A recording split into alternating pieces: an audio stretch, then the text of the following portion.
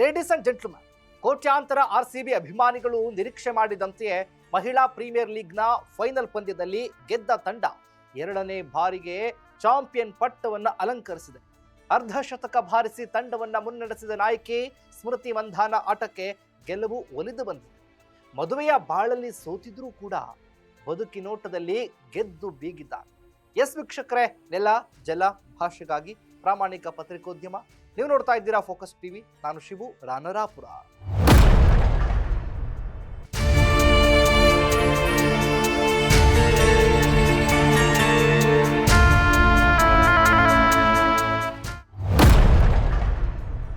ಎಲ್ಲವೂ ಅಂದುಕೊಂಡಂತೆ ಆಗಿದ್ದಿದ್ರೆ ಈ ಸಲ ಮಹಿಳಾ ಪ್ರೀಮಿಯರ್ ಲೀಗ್ ಗೆದ್ದ ಸಂಭ್ರಮವನ್ನ RCB ಕ್ಯಾಪ್ಟನ್ ಸ್ಮೃತಿ ಮಂಧಾನ ತಾನು ಮದುವೆಯಾಗಬೇಕಾಗಿದ್ದ ಪಲಾಶ್ ಮುಚ್ಚಲ್ ಜೊತೆಗೆ ಹಂಚಿಕೊಳ್ಬೇಕಾಗಿತ್ತು.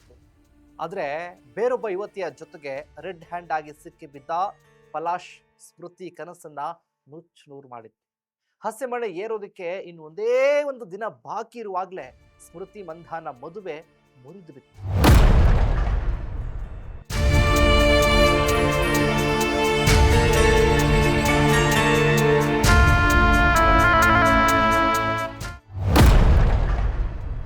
ಮದುವೆಯ ಖುಷಿ ಸಂಭ್ರಮಕ್ಕೆ ಬ್ರೇಕ್ ಬಿದ್ದು ಸ್ಮೃತಿ ಮೌನಕ್ಕೆ ಜಾರಿ ಬಿಟ್ರು.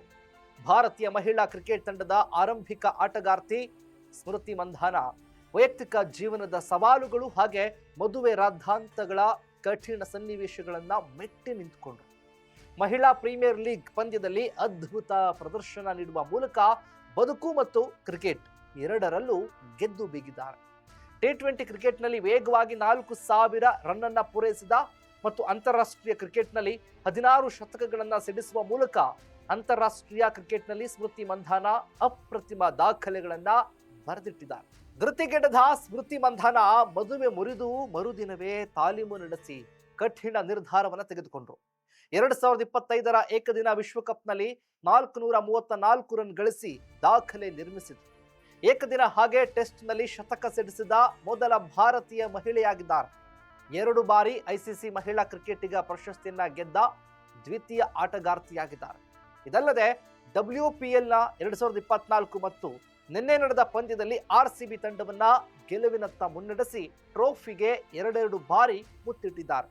ಸ್ಮೃತಿ ಮಂಧಾನ ಅವರ ಮಾನಸಿಕ ದೃಢತೆ ಮತ್ತು ಆಟದ ಮೇಲಿನ ಬದ್ಧತೆ ಭಾರತದ ಯಶಸ್ವಿ ಆಟಗಾರ್ತಿಯರ ಸಾಲಿನಲ್ಲಿ ಅಗ್ರ ಸ್ಥಾನದಲ್ಲಿ ತಂದು ನಿಲ್ಲಿಸಿದೆ.